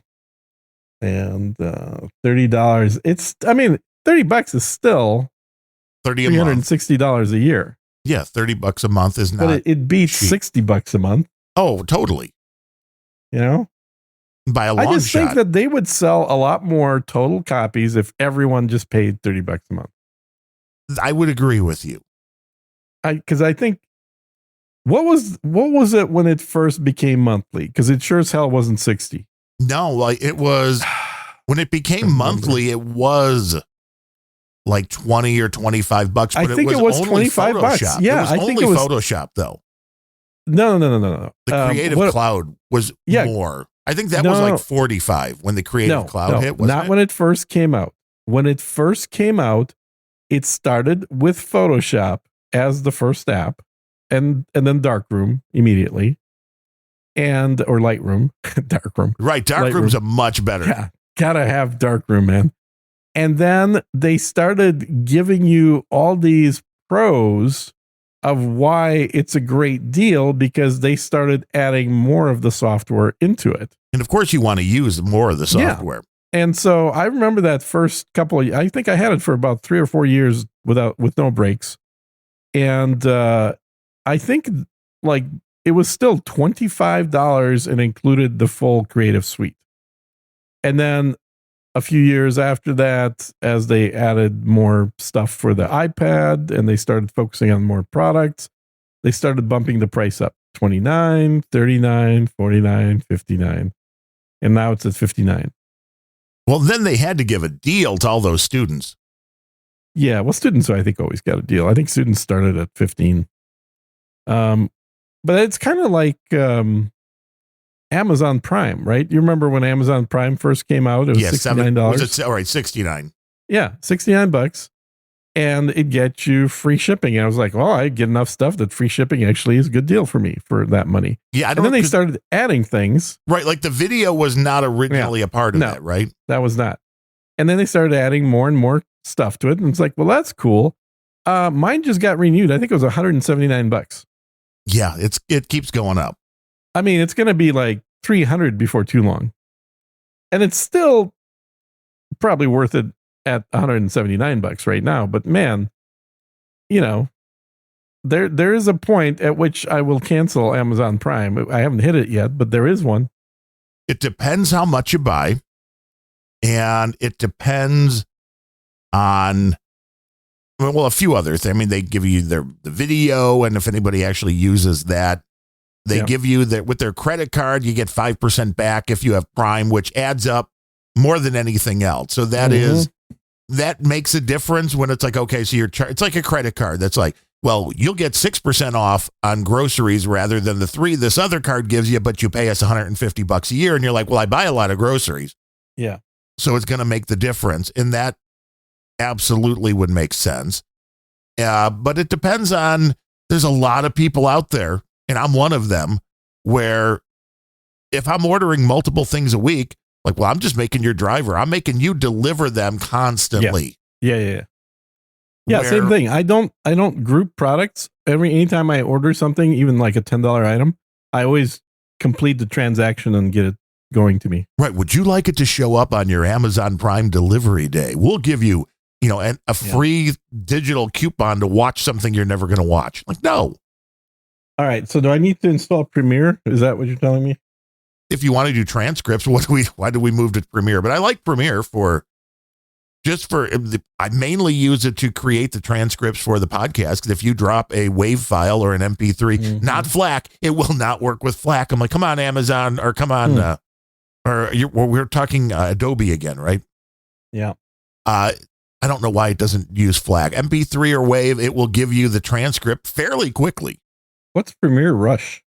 I don't know. I think it's something to do with creating social media, like little clips. They probably give you all the little stupid graphics and stuff that people on Character TikTok animator? would like. I have tried to have animated characters for our podcast. This could be a way to go. We've talked about that. I'm telling you, dude. I mean, this is kind of like to get us on the tube. Sausage talk, but hey, everybody, welcome to Sausage Talk Sausage right here. Talk, that sounds a little gayer than you meant it, I think. It's definitely way gayer than I was intending. I was thinking like how the sausage is made, right? But it's turned into Sausage Talk. But yeah, because like literally the stats are throw your stupid audio only podcast on YouTube with nothing but waveforms and triple your audience. And if you have a little cartoon that can, then it's more than triple. Yeah, people will freaking watch that stuff. I mean, I don't think people would be listening to No Agenda if it wasn't for No Agenda cartoons. Well, they did bring some people in. There's no doubt about that. Tons. Yeah. And it's like, this is the concept. It takes work to cut the funny parts, the interesting parts, whatever's going to be a attention grabbing part out of a show, and then put the visuals to it.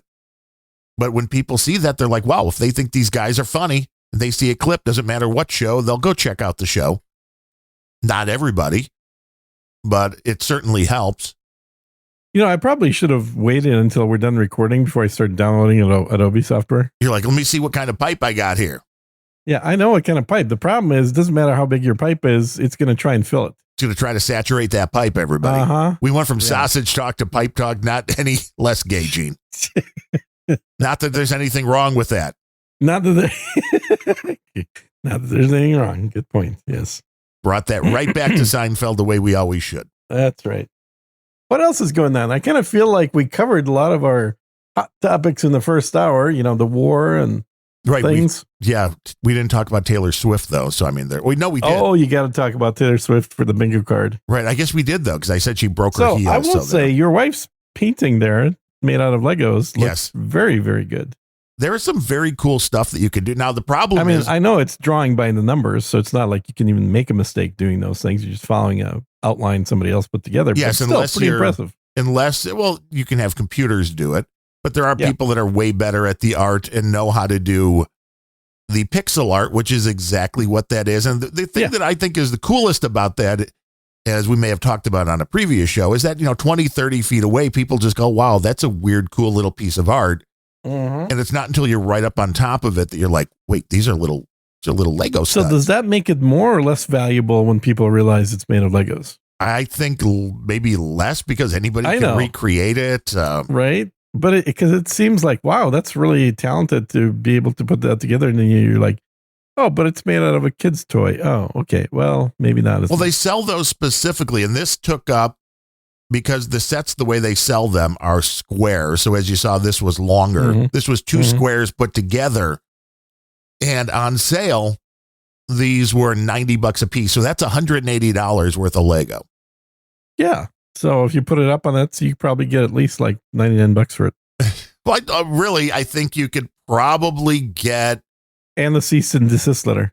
No, well, see, because it's just pieces. Then you're like, well, it's just, you can change it. I mean, it's not. So you can just list the listing as Lego pieces in random configuration, $380. Yes. And if you want to put them together, because each one of those, so what you're seeing there would be two sets, and each one of those sets are 9 individual smaller squares that get put together into.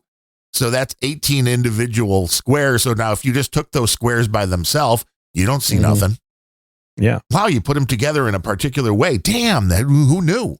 Yeah. But I told her, it's like, if she likes doing it, if it's like, something that's your zen, putting these things together.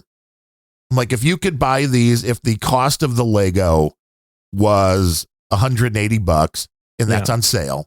Otherwise, I think those were like 130 a piece. So that I mean, I hate to even suggest this because it's such a good idea, but if she's interested in doing this to sell, you may want to just buy a 3D printer. Right. And then 3D print your Legos fully assembled in that shape. Wouldn't that be the best? Yeah, it would take out all the work out of it and still let you have Lego art. Now, the other thing would be just to put it together and charge people extravagant amounts of money for taking the time. Because but I think you still charge that if you use a 3D printer. True. That's my whole point. That's Except true. now you can do it in the middle of the night when you're both sleeping. Can you print the little Lego logo on it? Yes. This is not legal advice. Not at all legal advice, but if you look on Etsy, 90% of it stuff for sale on Etsy is not legal advice. True. It's all very questionable. It's like, oh, I didn't know I couldn't do a Donald Duck's portrait right with a signature by Disney underneath. Is that bad? I didn't know I couldn't do that. I can't reproduce that? Wow. I mean, but I said most of the people my bad. that want, and I think even this goes for any of the artwork, most people don't want to put that together themselves. Yeah. So that's the drawback. It's not that it costs $90 a set. It's that it's going to take a day to put all those pieces in the correct order. Yeah. So it's like, well, okay, if you can buy them. But I mean, that what you just said literally is called art. Yeah, well, I guess. It's not that the paint is really fucking expensive, which it is. A little 3-ounce tube of paint is about $40 for the good stuff. You get Goldies. It's putting that in the right place. It's putting it together on the canvas that is the thing that people don't want to do themselves. It's the paint by number concept. Yeah. I still have a large, it's got to be like 3 foot by 4 foot painting that Adam's second wife did. Nice. Yeah, I got to sell that one of these days. You put that up at No Agenda Social? I should. Hey, I got some artwork right here in the Austin area. Original art by Mickey, Adam's second wife. That I don't even want to say how much that cost me.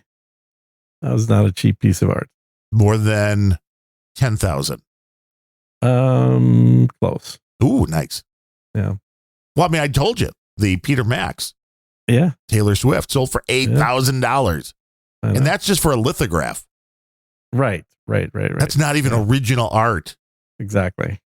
I'm just waiting for the bubble to pop. Yeah, it's a thing. It's got to. Mm-hmm. It's already gone on longer than anybody would have guessed. Mm-hmm.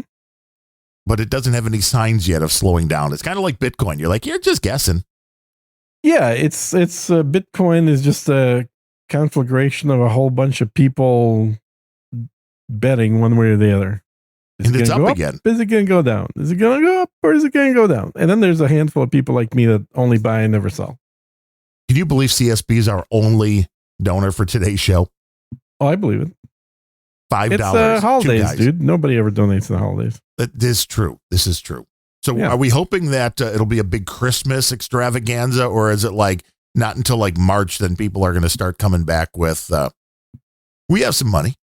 Or is it like, hey, it's Christmas. We want to I don't know what this money thing you talk of is, given that the real rate of inflation in the United States is pushing 30% right now. Is that a lot? Well, that would mean if somebody donated $10 a year ago, then they only have $6 to donate right now, and they'll only have $3 next year. I don't like that. Send me more. No. Donate now. Yeah. Unrelenting.show. I think our risk of having to go have steak dinners with our oligarchs is getting lower and lower by the minute. But I mean, besides Dale. Well, Dale's already got it, so it's he's just got to come into. Yeah, I mean, he just has to fly into a war zone, and then we'll get some steak. Well, I mean, he has the other alternative, which Dale, if you prefer, we can do it in Gaza. If Chicago is a little too hot for you, we could just all meet in Gaza. We could do it there. I was thinking he could just send you and I both a first class ticket to Australia. Oh, come down to Australia. Yeah. And then we buy For that, we buy him a steak dinner. But he sends us first class tickets and first class tickets to Australia right now are about $18,000. See, perfect. Yeah, that'd be one hell of a steak dinner for $36,000. Yeah. I mean, but what's that? Taylor Swift makes $10 million a night. Yeah, why doesn't she buy you a ticket? Yeah, why isn't she listening to the show? Would be the only person you need. I mean, honestly, with the amount of time you talk about her, I'm not surprised she doesn't listen to the show. No, you think she would be like, wow. Nobody likes to hear about themselves. Wait, you? What? You? No, I don't. I don't like hearing other people talk about me. I like hearing myself talk about me. Okay, that's what you do on this show. I'm pretty sure Taylor Swift and I are of the same mindset on this. I can see that. And you both wear the knee-high Louboutin boots, so. No. Like those don't fit me anymore, sadly. They don't fit you? No. Your feet grew? Yeah. I had some nice cowboy boots back in the day. I did too. I think I just need to find them. I think I still have all my shoes. I have this is the kind of shit that out of context people start making fun of from this show. But you mean like the recumbent bike? Yeah, exactly. Like a recumbent bike. I have four boxes of shoes sitting in the garage. Oh, I mean, okay. So when you say boxes, you don't mean shoe boxes. You mean like crates. Shipping boxes. Shipping boxes. Yeah. Why are your shoes in shipping boxes? I used to because they've been sitting in them ever since I moved to Austin. In the nice, dry, arid heat in Austin. Yeah. Yeah. That leather is going to be just fantastic when you open those. Oh, that'll be perfect. Yeah. Yeah, exactly. Or is it like a humidor where you've got the... Yeah, I have the shoe humidor. No. They're just sitting there. I also have a bunch of my winter clothes sitting in the garage. And at some point, I need to either donate them and just admit that I'm never going into cold weather for the rest of my life. Dude, you live in Austin. You get like minus 30 degrees there. I do not get minus 30 degrees here. I mean, well, I don't know what the hell kind of weather Fredericksburg gets that they're always freezing, but when I woke up this morning, it was a brisk 48. That seems kind of cold that's winter clothes weather. It's 34 here now. Yeah. But it's supposed to be 80 in a couple of days. Oh, well, that's nice. Yeah. But you do get snow. Once a year, we will get snow for 48 hours. Yes. And then you just don't leave the house. So you don't need the winter clothes if you don't leave the house. I know. It's like when it rains here. It's like, well, no, I'll just stay. You don't need to leave the house when it rains. Yeah. People don't know how to drive down south. Stay inside. I get it. But I don't know. I need to start getting rid of a lot of this stuff because it's just sitting there taking up space and never getting used. Well, that's what hoarders start as. I know. And I do not want to consider myself a hoarder because I don't have any emotional attachment to any of this shit. I know. The only attachment I have is a financial one. And I hate, like, if I really didn't have the financial attachment, I would literally just throw away thousands of dollars worth of stuff I don't use. Yes. No, same here. I've got stuff in the basement, like computer gear probably from 15, 20 years ago. That's not worth thousands of dollars. I know it's worth nothing, but it's like, well, at one point it was like, well, I'll just stick it in here because then I'll put it up on eBay. And that video card that I could have sold on eBay 15 years ago for $100 is now worth $1. Exactly. That's true. That is totally true. But you just, I don't know. It seems like such a pain in the ass to put things up on eBay. It feels that way these days, isn't it? There's too many hoops to jump through. It is, and they're way too high of the probability that things are going to go horribly wrong. Although I will say, I did just order a Christmas gift for myself because it was on the list, and then my mother-in-law didn't want to buy it because it wasn't through a normal place. It was through a Japanese seller on eBay. Ooh. Would you get a comic book? The Dire Straits' latest live set vinyl, which won't be produced in the United States due to, of course, all the Bidenomics. It won't be produced here until early next year. And I'm like, but I want it on their Christmas list. I'm not going to. Why would I? It's out. They always seem to do this. You're getting a piece of plastic shipped to you from Japan. Yeah.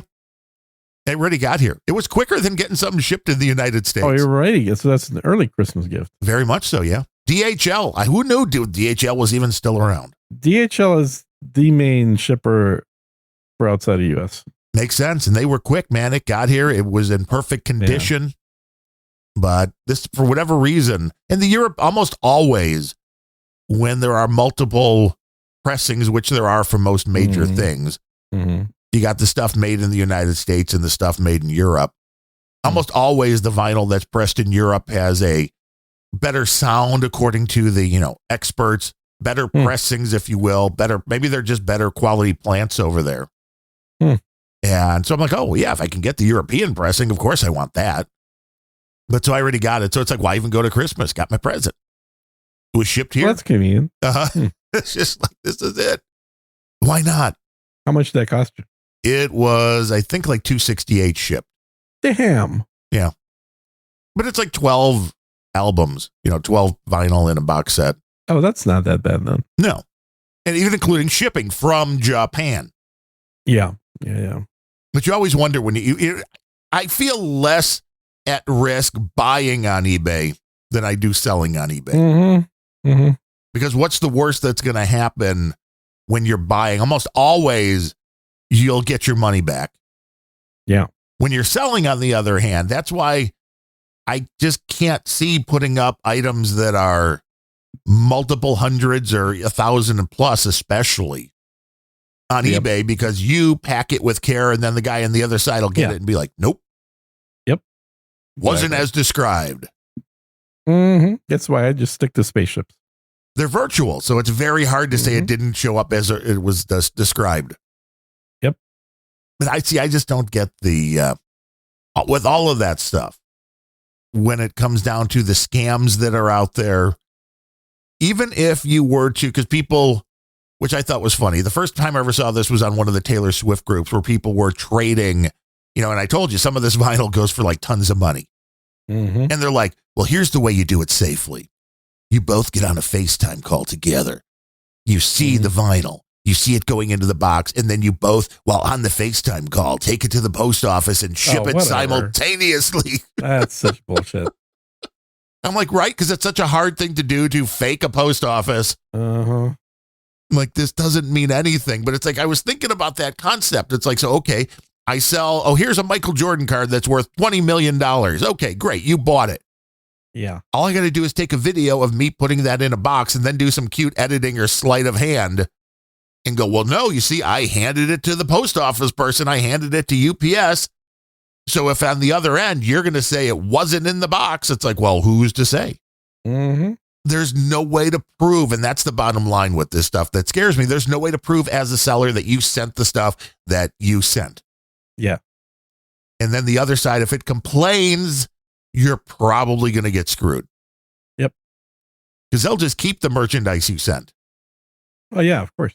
And then send you back a brick with a little note that says thank you. I mean, I guess the nice thing is you can only do that once or twice per account, but I don't think it's that hard to get a new account on eBay. Yeah, I think you're right. I'd rather just deal with reputable businesses like you.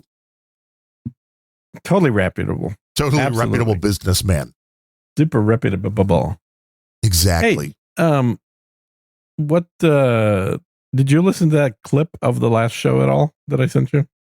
I did not. Okay, remember to do that. Did you send me one?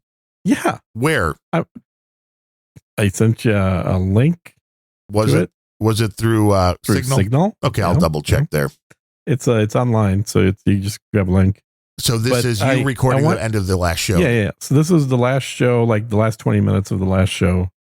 And I want you to, because if I compare them and I tell you this sounds better, you're not going to believe it anyway. So you might as well listen to it. Do a true blind sound test. Not really blind, but you sure. And how am I sounding today? Does my audio seem any different? I'd say you're just maybe a tad quieter, but otherwise the same. Could be I went back to the SM7B rather than. Oh, yeah. Well, of course, that's quieter. It's a little, well, I mean, again, I jack it up. And again, I don't want it to be too loud to get too hot. I still hit right into the yellow on the. Yeah. Well, I think, in fact, if anything, I would say your setup for that microphone is correct. Your setup for the RE20 little loud and or 320 is a little loud. Yeah, the RE20, baby. Mm-hmm. And I like the sound of this one a little bit better. It's just you have to make sure you only hit it on the angle because otherwise you will pop your peas. Yep. And that's what annoys me the most about everybody that buys this microphone and everybody that's a YouTube channel has it. Mm-hmm. And the plosives are horrible. And you know what? I kind of get it if it is a live show. Put the big fat. Oh, yeah, the bulb big on fat top. fatty. The big fatty on the front. Yeah. But then it sounds a little more closed off. It is, yeah. More Which is, if nasally. you notice, and it was the precursor to the SM7B, but if you ever watched the show Northern Exposure, Mhm. the radio station is using one of these without the windscreen at all. Really? Yeah. Hmm. And I'm like, that's a little weird. Well, they just celebrated their 75th anniversary, I think. Sure, SM7B? Yeah. It was, I think, the 50th year of this. Sure might be around for 75 years. No, was it the 50th? I thought it was 75th. Yeah, it was a 50th. I believe that they sent Bandrew that 50th year edition. You can't buy them. You can only get them if Shure likes you microphone. And Oh, I was wow. like, and he's like, it's nothing different except for the markings on it. I'm like, but that's so cool. Mm-hmm. Totally cool. How much is he selling it for? Nothing yet. I'm like, we have to get Bandrew, man. Come on. Sell that microphone. Gene will trade you with one that was totally made in Mexico by real Mexicans, Exactly. but maybe not by Shure, although it sure as hell sounded. It's absolutely a Shure, dude. I guarantee you it's a Shure. Because I've looked at a lot more photos of these things taken apart. Yeah. After I got it. And it sure sounded good. This is absolutely a Mexican manufactured Shure. And it sounded good, which means it probably fell off of a truck or came out of the warehouse. Yeah, exactly. But damn And good remember, deal. I told you how fast it shipped. Yeah, well, yeah, got to get it out of the country, baby. Uh-huh. Came right from L.A. or something, didn't it? Yep. Nobody is shoplifting in L.A. No. No, but LA is close to Mexico. It's very close. It'll get there. It'll get to you. It's also close to China. True. Well, they've got the connection. Mm-hmm. All the good stuff is made in Mexico or China. Not here. These days, not here. That's for sure. I don't know. Well, I guess does the Heil make his mics in the U.S. or not? I believe so. I think I know they're based out of Illinois. I think they make some of them here. I don't know if they make all of them here, if anything is sourced out of China or not. I'm sure they're getting parts out of China at the very least. I don't know if they're building every last little bit of the microphone themselves. You know, one of these days, I think John Dwork's going to build his own microphone. Well, he's got that Heil PR40. Yeah. And he uses the old-fashioned gooseneck for the plosive. Oh, God, those are so ugly. I know. Well, and that's also what was And always you can't causing the see through microphone it. noise. How the hell do you? Well, I guess he doesn't really look at a screen because he's on his chaise lounge. Right. Laid back. Yeah. His mind on his money and his money on his mind. Yeah. 30 Something years like that album came out. Snoop Has it Dogg. been? Really? Yeah. They just thought it's a 30-year anniversary edition that they just popped out. And I'm like, damn, I'm old. You is. You is. And his you is. But it's like, yeah, you can't use it. That's when I said, well, get one of and they are ultra expensive, which is why I never bought one for either the PR40 from the Heil or they work on the RE20 or RE320. Those very specialized little deals you put right, that the pop remover, plosive remover that goes right in front. It attaches to the microphone. Yeah. And it's like 15 cents. There's a plosive remover that you can use on any microphone, and it's called an N95 mask. Right. If you wear the mask, you will keep the plosives out. And it's the funny thing with that product, and God bless capitalism, because if you look at it, it's plastic with just a little bit of nylon or whatever it uses. And it's like a grand total of 50 cents, maybe $1 worth of material, and they're selling it for like 40 or 50 bucks. Well, yeah, because it's custom. It fits your microphone. But it does keep you from popping your peas. But as I was saying, I get it on a live show. Yeah. What I don't get is then the people that put out that audio, because there are ways to fix that in the mix. There are many. Yeah. Like if you subscribe to the Adobe Suite, for example. Right. Well, I don't know if the Adobe Suite has a good plosive remover, but there are plugins, and I think some of them are free, that you can add to the Adobe that will allow you to process the sound and thus take the plosives out, at least limit them, which is something that's why when you notice any of the shows that I do, it takes an hour or so for anything to get published is because I take the raw audio files and I run them through one more filter for de-essing and for the plosives and any background noise. Unfortunately, and reverb. you don't run them through an filter. Right. I do not do that yet. I don't have that Well, ability. Adobe's got that thing now, don't they? And you know what? Maybe if you put it into Premiere, it would allow you to do that. No. Their podcast app. Their podcast app that lets you do that, I believe. I didn't even know they have a dedicated podcast Are you app. kidding me? No. I mean, I knew they had was on something for editing the like bad sounding audio, but they have a full on, what's it called? Well, now that I'm a freaking member, let me I find know, out. you got to look. I didn't know there was something that was It's totally. called Adobe Podcast. Really? There's a downloadable, or is it just an online thing? No, it's downloadable. Absolutely. Okay, now I got to look for that. Why am I not you using go this? to podcast.adobe.com. What will it do for me that Adobe Audition won't? It has a mic check. Does it have a, like you said, an filter? Does it do that? Does it really do all that? Apparently. I'll have to look all this up now. Yeah, check it out. How many virtual spaceships did you buy, though? It's Black Friday. Is there any big It sale? is Black Friday. I'm looking through it. Here, let me paste you the link of my spaceship purchasing page. Oh, your inventory. No. I wish. No, these are all the spaceships currently available. All of from them. the manufacturer of the spaceships. Ooh. And by that, you mean coders. Yeah. They're not real. Excuse me. They are not real spaceships. What are you saying, man? I'm Use saying English. you're living in the Matrix, man. And you think you're not. You're living in the virtual world. Okay. Nobody's even listening to this show. I know. We are live on a stream, but it's just a different Are we stream. really? Yeah. No. Yeah, I mean, being live on a stream that nobody listens to and that there's no chat for makes a lot of sense. Well, no, the chat's still there.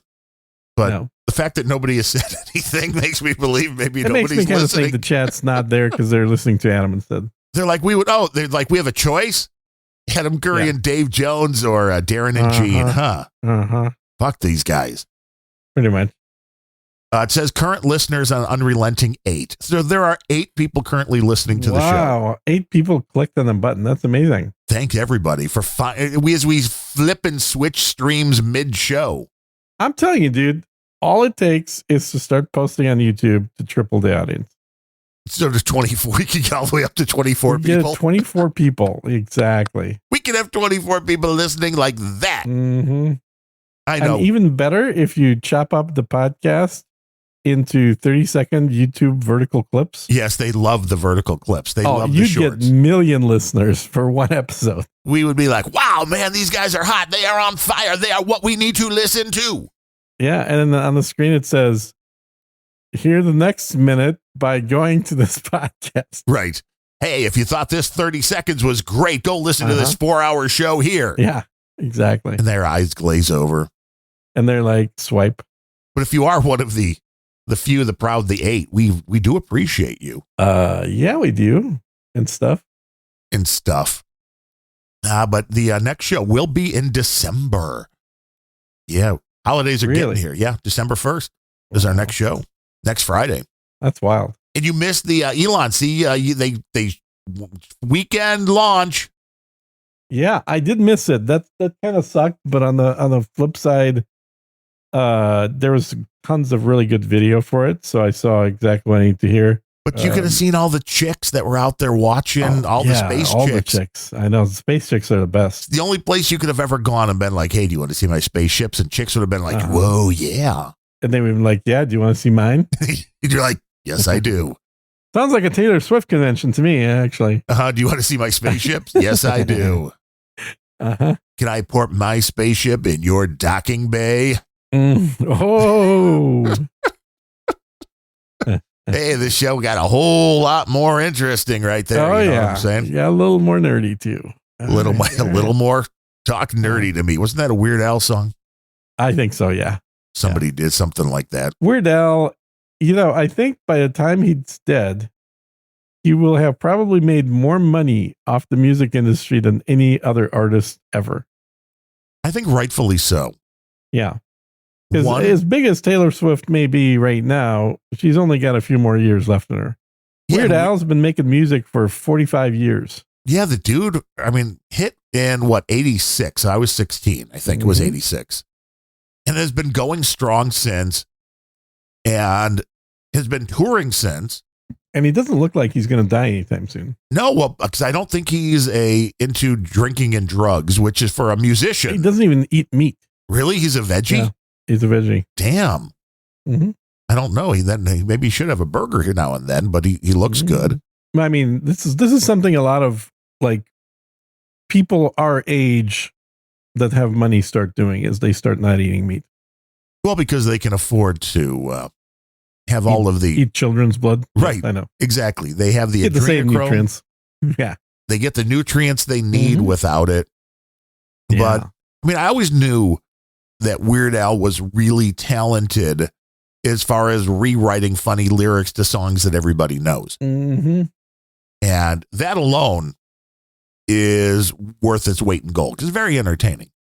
Mm-hmm. What I was surprised by was on one of the last main tours that he did, and there were, 80, 90, whatever amount of shows that he did. Every one of them, as part of the encore, he did a cover song, but never the same cover song twice. Really? And they released it all on Spotify or one of those, and I downloaded all of them. But then luckily on YouTube, you can find it. Somebody went through and just cut out all of the cover songs, and he covered everything, and they're all excellent. It doesn't matter if he's doing something with a hard rock vocal, like a Nirvana or something like that song, or a heavy metal song, he can do it. It doesn't matter if he's covering a Michael Jackson song. They did, Karen Carpenter, they did one of the songs from Grease, and it's just like, he's a performer and he is a chameleon. Yeah. Which is absolutely fantastic because there's times. Yeah, he doesn't have the best voice or the best, musical skill. Right, but he can stay on key. But usually. He can stay on key and he can do impressions, and the impressions are always good. That helps. The first cover I think I found was him at the George Harrison, one of those memorial concerts, where I don't remember what the song was that he did of George Harrison, but most people wouldn't have even guessed it was Weird Al because it was just a straight out excellent performance. Right. It's like the guy's talented. He's a musician. So what if he plays the squeeze box? Oh, yeah. Weren't you going to get a squeeze box?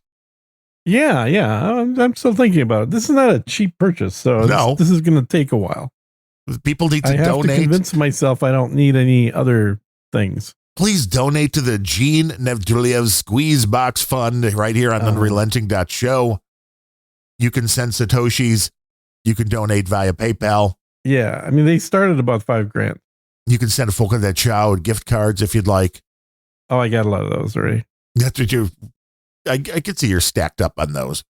I'm stacked up on that. I don't need, in fact, for people interested, if you're listening to this, you're going to put it out right now, right? No. But today, Fogo de Chao has a deal where if you buy a $100 gift card, you get $25 additional gift card. That's nice. And for free. And then I think it goes all the way up to like $400. And then you get a $100 gift card. Are they full gift cards or are they limited? There's some places that do limited. They're full. That's beautiful. I'm still using gift cards from like 2-3 years ago. Because I hate the people that do the limited stuff. That's bullshit. Yeah. It's like, well, you get a special gift card that you can only use on January or February. It's like, no. Right. Money's money. But that's a beautiful thing that encourages you to give the gift of their food for the holidays, and then you get yourself a nice little bonus. Or you could just buy them for yourself. This is true, and then you get 25% off. Yeah. This is why you're okay. So you weren't generous; you were just stacking them yourself. Yeah. Last year, Gene was like, "Okay, here's $1,000." Well, technically, I am generous. I've got another buddy that really likes Fogo as well, so we always just give each other that. Are they the same cards that just go back and forth? Yeah. We literally do the same amount to each other. So I'm like, okay, here, Gene, here's $100 Taylor Swift gift card. And you're like, oh, Darren, here's $100 Taylor Swift gift card. And it's like, thanks, buddy. Exactly it. That's true. Then next year, you just give it right back. Exactly. It's the way Christmas should be. Always I've just got give another the same. podcast episode that it's going to get recorded in about 5 minutes here. Really, what show are you doing today? I'm doing a Sir Gene Speaks, and my guest is Sir Josh. That's on No Agenda Social quite a bit. He's going to be somebody I've been chatting with a little more. Actually, stopped by and saw him in person yesterday. 2 days Wow. ago. Even I've never met you in person. I'm not even sure you're not an AI. Well, he works at a barbecue joint, so it's Now I understand much more reason for me to go see him. I'm like, now I know why you're buddies. Uh-huh. He works at a barbecue restaurant. You're like, you smell good. Yeah, man. So we're gonna chat a little bit about religion. That'll be fun. Well, that's really just right at like noon. I mean, the wife's home today. From what I hear, religious podcasts do really well. So I'm about to get on that train. How you doing? It's Evangelist Gene. We're gonna talk about being righteous. I mean, my wife's home today, so I'm doing a show with her here. I didn't have a hard out at 12. We could just go. Well, goddamn, we could go, except that I'm busy. Oh, come on, Gene. You want me to go talk to my wife? What are you doing to me, man? Wow. You sound like you got nothing going on. At least if I'm busy, then I don't have to do that. No. It's ironic, isn't it? Because I'm usually going, well, why are you wrapping up? What's going on? Right. I'm like, wait, no, all day. No, she's off today. Is your wife not home or is she home? No, she's home right now. So shouldn't you be cooking her lunch? No, I think she's making cookies or something. But that's going to be the lunch is cookies? Well, no, that's... I'm pretty sure you're supposed to be cooking her lunch. It's a different schedule today. Then she's off tomorrow, of course, because then she's also off Monday. So it's like a long. But she works Sunday. No, Tuesday. Oh. Tuesday's the next time. Wow. It's a long time to just be around your wife for that long. It's a lot of togetherness. It is. Whether it's a good thing or not, I don't know. Uh-huh. But people should listen to, I mean, if you have stopped subscribing to Sir Gene Speaks because you were like, he didn't do a show for a year. Yeah. It's, time to re-up. Go back and add that into your podcast rotation. I did have an episode 2 weeks ago or 3 weeks ago. I did one that was pretty good. So I'm going to try and get back into at least doing one a month. But it's not going to be a high frequency show unless something happens. But we'll just stack them. There's still enough people that I kind of feel like it's fun to do episodes with. Just kind of and you never know. I mean, this is how every podcast gets born, by starting on somebody else's podcast. Well, yeah, you had me on Sir Gene Speaks, and then all of a sudden there was Unrelenting. That's right. Yeah. So and then I kind of blame Sir Gene Speaks. In between there was also Grumpy Old Ben's. Oh yeah, and there still is. I don't know about that. I think the official series ended quite a while ago. You're like, is there? I don't know what this is like. Grumpy Old Ben's Part 2. I know. It's like this is that is my week, because we were at my parents and we had to, they want some help putting up their tree and stuff, and they're like, Kim, my wife is like, well, Monday's fine, and I'm like, Planet Rage. Mm-hmm. Well, Sunday, rock and roll pre-show. Friday, Unrelenting. Yeah, okay. Friday, right? Sure. Friday would be good. She could just go without me. Would have been perfect. But Saturday is my free day. That is Saturday and Tuesday are the only things I don't normally have anything going on. Yeah, and we'll have to figure out like Christmas week. Larry and I are taking off because Planet Rage would fall on Christmas Day and New Year's Day. So, I think we should be good. I don't have any plans. See, there you go. There's the cold opener right there. Mm-hmm. I don't have any plans. Well, have yourself catch you next week. A good one. And everybody go to unrelenting.show. It's the show that at least 8 people are listening to. And podcast.sirgene.com/ Oh, and then just goodoldboys.com. Oh, and that one too. Yeah, that one actually is still happening every week. Hey, just check the show notes. All the information it's all in there. Is there.